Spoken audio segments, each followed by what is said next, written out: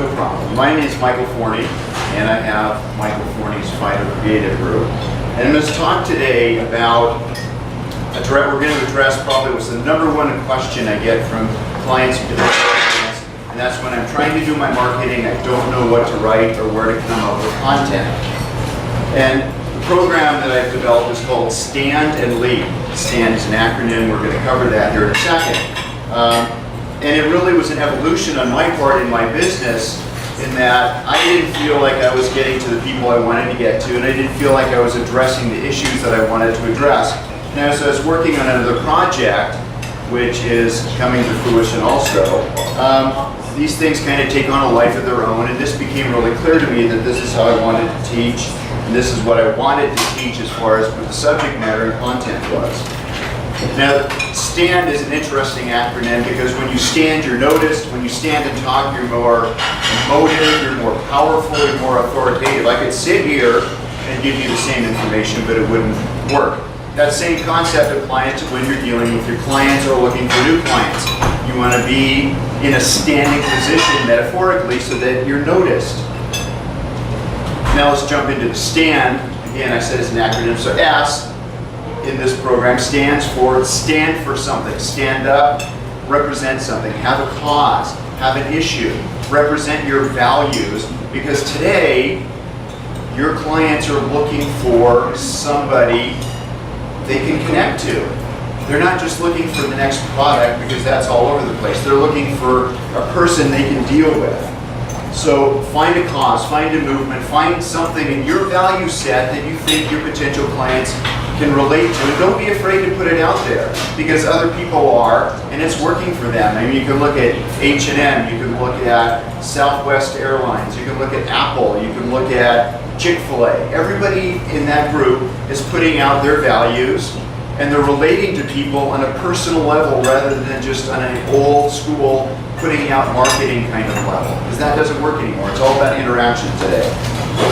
So when you have your cause identified, when you know what you're going to talk about, make sure it's something from your heart. Don't just make something up because you want to have a cause. You know, Tammy was talking about her story, why she does what she does, and that's a great thing to talk about because that's what people relate to. And it's all about a relationship now. It's not one-way marketing and advertising, but it's a relationship.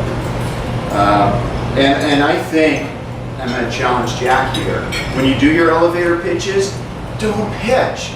Tell part of your story. Tell what you represent and what your values are. I mean, you go to these networking meetings, and people check out pretty much a lot during elevator pitches because they hear it all the time.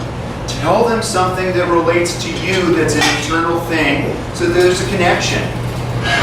Be a person other than just a business.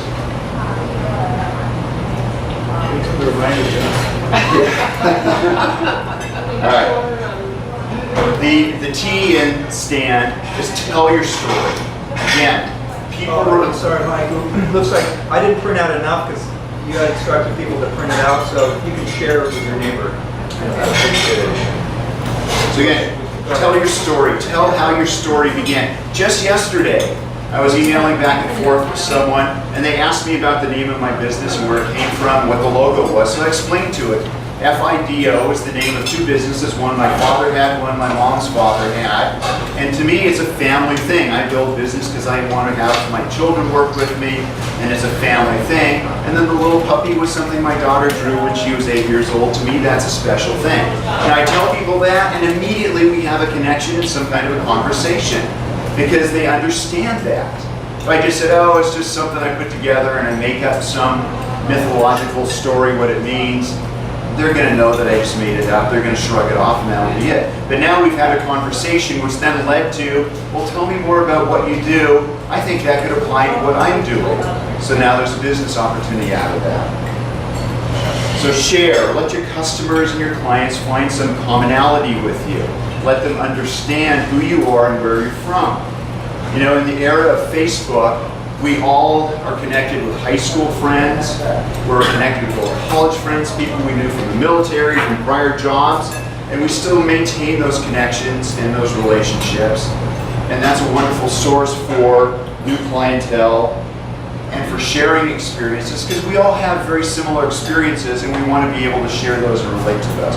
By the way, because what I'm talking about is an interactive thing, if you have a question, put your hand up. When I take a breath, I'll call on you. We can jump in on that and address it. And the other thing, again, be real. I was meeting, actually Peter Wong and I were together a few months ago, just having a soft drink in the local cafe and chatting. And where our conversation turned to him growing up in South Korea, what the difference was to his children growing up here, and the whole different culture of having two Koreas, China, and Japan all in this very compressed area. And we were having this conversation, and we were just talking about whatever we talked about. There were two ladies to my left, and one of them said, "I'm sorry to interrupt, and I don't mean to be eavesdropping." And my first thought was, oh, she didn't want to hear us talking about World War II and everything that went on there. But, she said, it is so refreshing to hear someone talk intelligently about something real for once. I just want to say I really enjoyed hearing what you had to say. Honest to God, that's a true story. People want to have a connection and have a real conversation. You know, her seatmate, I don't even know what they're talking about, but I guarantee you it was all fluff, because her attention wasn't on the person she was with, it was on our conversation. Okay? So use these tools to focus the conversation on your business and what you're doing, and be out there. Which leads to the next letter, A, which is announce yourself. Be on social media, blog, talk about these issues. You go through the time to develop what's important for you, talk about it so that people understand that you're out there. A lot, often, and on different platforms. Everybody should be blogging, and like mine is set up through MailChimp, so the minute my blog hits, I have it set at 3 in the morning and blasts out to the mail list, so it's in everybody's mailbox in the morning, and it just looks like an email, but it's actually my blog that you get.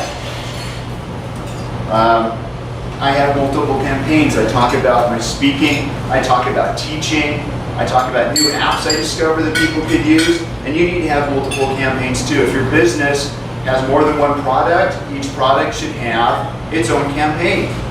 You should be talking about, I'm a web designer, but I also do graphic design for flyers. Those are two different customers, so you need to have two different campaigns. And the campaigns can be promotion-based if you're running a special on something. It can be service or product-based. And it can be about current events and causes. You know, if you have the Run for Life or something, talk about that, because that's an important cause to you. But remember the 1 in 4 rule, only 1 of 4 of your posts should actually be about business, and the rest of it should be about something with values or relationship or something like that. Also, when you're building these campaigns, and this is where it gets a little complicated, remember things like your client personas. You need to know who it is you're dealing with.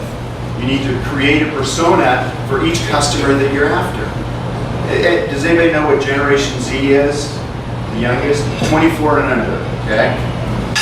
Generation Y is 24 to 30, mid-30s, and then X is 30 up to 50, baby boomers above 50. Each one of those has an identifiable different set of how they want to relate to people and how they want their information to come in. Gen Z, the younger kids, are on their phone over 60 times a day, 60 times a day. They're touching the phone, looking at it, tweeting, posting, reading, doing whatever it is they're doing. And that's true. I mean, these are study-based statistics. So you want to address them differently than you would want to address a baby boomer if they were part of your conversation. Because baby boomers are barely on their phone. I swear every day I get a call from my dad because he lost something off his home screen because he's mashing on his phone. It's like, yeah, tap with your thumbs. But it's a different generation and it's a different experience level. Generation Y and Z don't care about money. They care about relationships and they care about quality. Mike, it resonated when you said to me your post about other things than business, because Mike actually practices what he preaches, and I like getting the variety of Google Plus announcements from you. I know this realtor friend, not here, and all she posts is business, and it just gets old. I mean, as much as I like her and I want to read her stuff, it's like, okay, another story about housing or house or selling or buying. And you're like, okay, well, what else is going on in her life is what I'm thinking. Well, it's true, and you know, that's the thing, especially if you're dealing with customers who are 40 and under, it's a whole different relationship. And as I said, there's different age brackets. And speaking of religion, Lynette brought this up. There's a situation where a family wanted to move up from Santa Monica to up in this area, primarily because they wanted their kids to go to better schools. So they were like, we know, we've been on Trulia, we've been on Zillow, we know the houses we want to look at, but we want a realtor to help us get there. But we want a realtor who's a woman. We want her to have raised her kids and put them through the local school district so she knows the whole experience of that. And we want her to be involved in children's charitable causes. How, my first thought was, well, you know, that's interesting. My second thought was, they want to pay me to do that for them. So cool, we'll do it. So how do you go about finding that? If you're a realtor, you're not on social media talking about those kind of issues, you're not going to get found and you're going to lose that customer. If you get that client, guess what? They're going to be on social media, on Yelp or on Google Plus or on Foursquare saying, hey, found a great realtor. She totally understands what we're looking for, and that pays off in the long run for you. Okay? So that's what I'm saying. You've got to do something more than talk about your product. Oh, new study showed our product is the best in the world. They've already seen the study because they're online. They know that. Don't tell them what they already know. Tell them about you that they don't know so they can build a relationship with you. The next, and be nice when you're writing things. Nobody wants to read nasty stuff. I mean, there's people who specialize in that. They make their whole life off the Hollywood Reporter or gossip sheets or whatever. Congratulate your customers for something they did. Stay in touch with them. Make them part of your world. Know what they're up to. Recognize them. Talk about one of your suppliers who just did something amazing or who started a new charity. Talk about your cause. I'm supporting this cause because of this and I love it. Tell people about these things. I know some of you do. Sharon, you're in tons of groups. You always talk about them. That's an important relationship building tool. People want to hear that.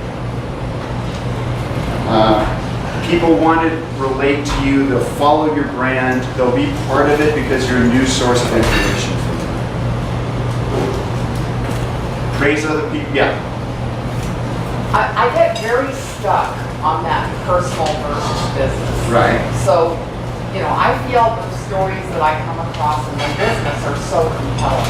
And even if I post an event, like went on Sunday to see your Concerned Love Run, which directly has to do as well with my business, versus took a snapshot of my dog playing at the dog park and talked about how cute it was. I mean, like, who cares?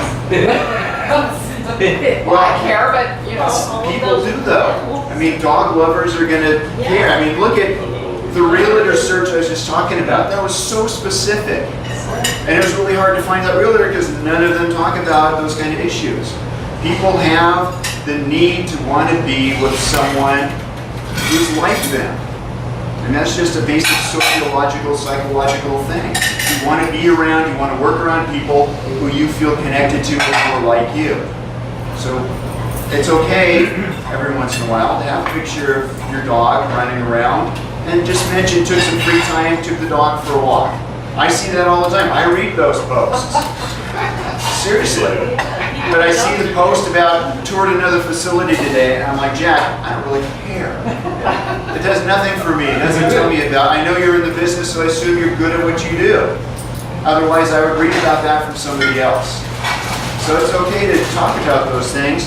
Just make that one of the 3 posts that's not about your business, and don't do it too much. Find other things. That's an example of the dog thing. Is Noah's teacher, what kind of dog is she into? Basset Hounds. And then I remembered that Belinda talked about the Basset Hound Rescue Network. So I'm connecting her to Belinda for her events and stuff. So that's an example of how social dogs can help indirectly. You know, a lot of times you hear me or someone like me say this, and you're like, you know what? No, it doesn't really work. But it does, because here, I mean, we've heard examples today, just random stuff, basset hounds. Who would have figured that out? But there's a connection there. And again, Americans spend 69 minutes a day, on average, on social media, blogs, videos, and social media sites. That comes out to be something like 17,000 years worth of time every day when you multiply that 69 minutes times 215 million people.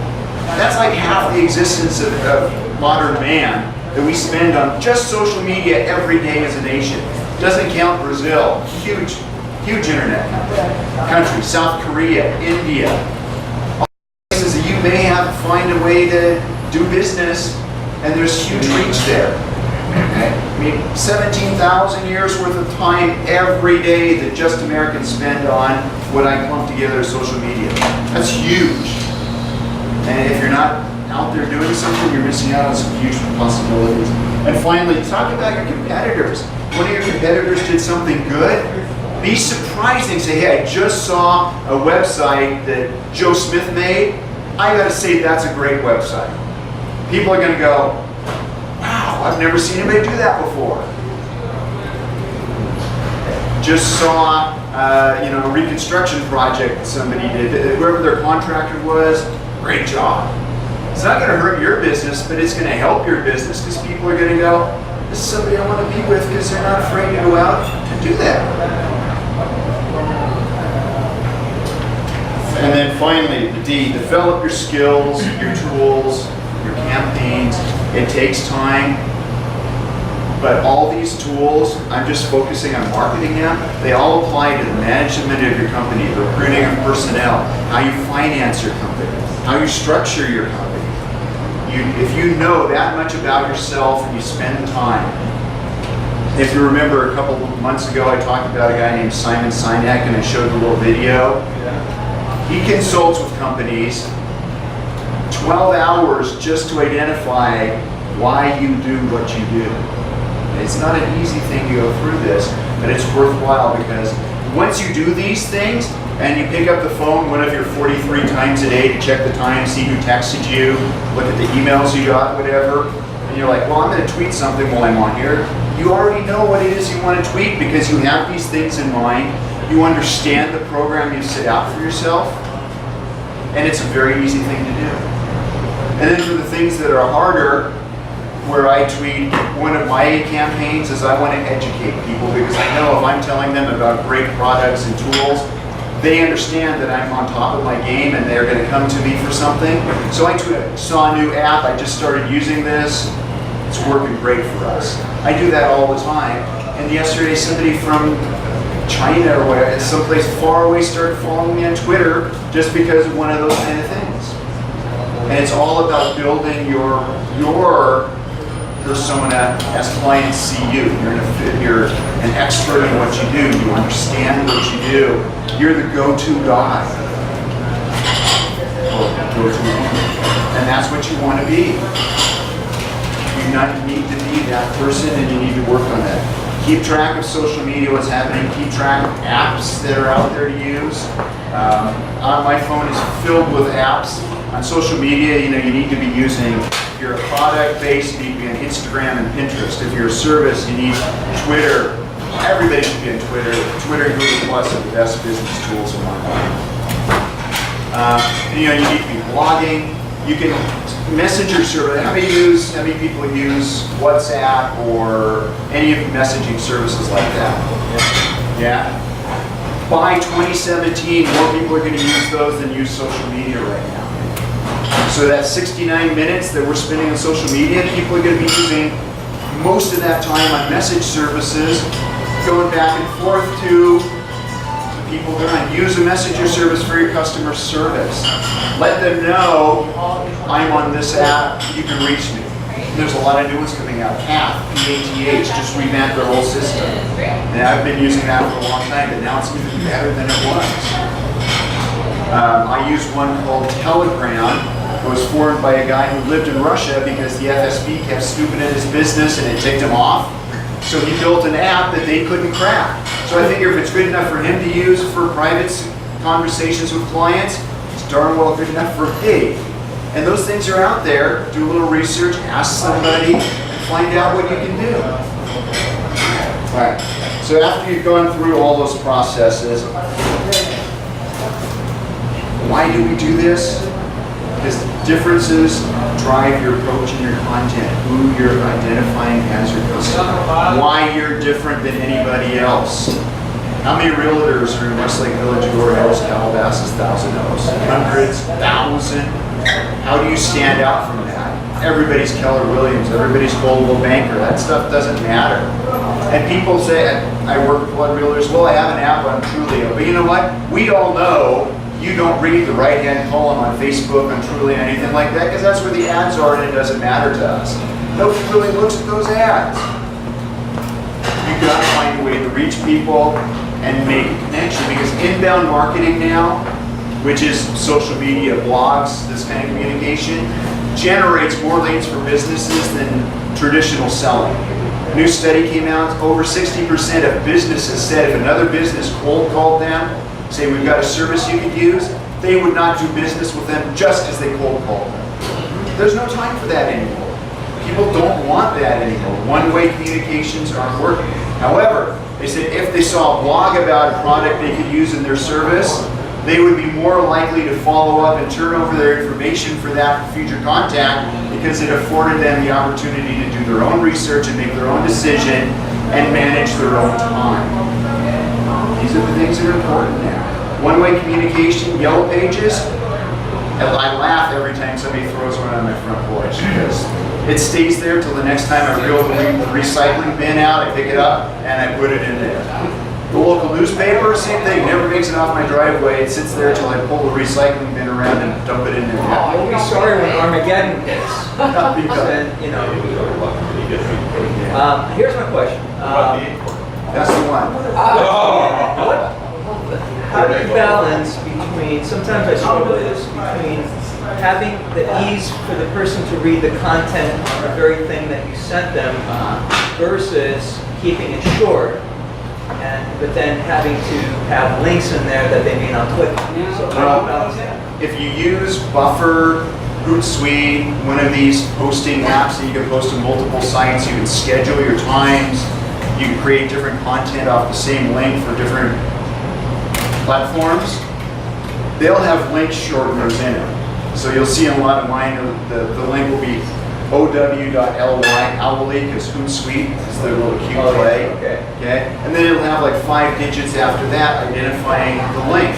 So instead of a link that's 42 characters long, I now have one that's 12. Sorry, I didn't express myself. What I was referring to is, when do you, let's say I'm doing a post, or even an email, when do you send the actual content that you want them to read within the post or emails? They can just read it without clicking on anything versus a link. Okay. You should do a summary of what it's about with the link, with them both. Okay. So that they can make a decision based on your summary. This is what Jack sees that this is about. And then if it's of interest to them, they click the link and they move forward. Okay. I was directed to put an article in Google Plus. Yeah. And then you link it, and you get that. Then you take that link to Bitly, shorten it up, and then tweet it, and then Facebook it, and it'll bring them to that Google Plus site where you had the longer post. Yeah, everything you post on any other thing, Twitter, Facebook, whatever, should go on Google Plus. Because everything, and I've done this experiment with Dana and her businesses, we messed around with her website with Google Plus. Everything that goes on Google Plus showed up in her search results immediately. And in one of her businesses, there's thousands of people in the nation, she was on number 7 on the first page of search because of what we did with Google Plus. So everything should go on Google Plus. Problem is, that doesn't always transfer over to other things. So you're probably going to have to do like a Hootsuite thing to transfer to a bunch of different ones. But on my Google Plus, I have me, Yeah. my personal Google Plus, but then I have that business link. So Well, you should have a page, a Google Plus page, not your personal Well, I one. mean, that's because I don't put anything much of that, my, like little things that I'm doing, I start with that link, that other page. Right. I put it there, and then I put it on my Facebook business page, and then tweet it. So you have a Google Plus business page too under your account. And the reason you should do that is because Facebook, how many of you saw the news this week about how Facebook, if you just do top stories in your timeline, they manipulated it to experiment with you a little bit. They gave you sad posts for a week and then measured what you wrote back to see if that made you sadder or more depressed. Then they gave you happy posts the next week. And you guys see that? Okay. Yeah. So Facebook manipulates what you see. Google Plus just puts what you want out there. But you always need to have a business page in those because they're treated differently. Facebook is believed to, everybody thinks they can slide one through on them, but they see every page and every post. They get computers running algorithms on everything that goes there. It's believed that they degrade pages that are just accounts, like personal pages where people talk about business. Because they want you on the business page and they want the ad presence because of that. So if you're just using a personal Facebook page to promote your business and you're wondering why only 3%, and that's usually the number that comes out, people are seeing that of your followers, that's why. How do you know how many people are seeing it? Well, there are statistics you can get to, but if you're using a personal page, you can't. If you're on a business page, it'll show you, there's analytics that show you how many people saw it, clicked it, followed it, and responded to it. Yeah. So based on what you said, what's your experience or what's the balance with hosting your content on your own website, the media too, or choosing one of the media as your host? No, you should always, everything should direct back, unless you're linking an outside story, everything about your business should link back to your website. Your website, every link, backlink, should have its own page that talks about that, which can lead people to the rest of your website to explore more. Your website is the nexus of all of this stuff. All these other things are little feeders, little branches going out there, but in the best case scenario, they come back to your website. And that's where you have your landing pages so you can capture their information. If you do a tweet and you talk about new product or your new excursion to Colorado, and you put a link to your website to July 15th through August 3rd excursion to Colorado, you should have a webpage just for that. And then when people come back to there, you capture their name and their email address, and that should be about all you do. And then you can contact them and say, you looked at my page on this, you gave me your information, what more can I do to help you? And then you start the conversation. That's the best way to make it work.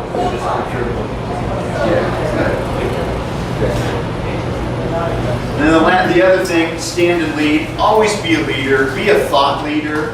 Get out there and talk about things that are important.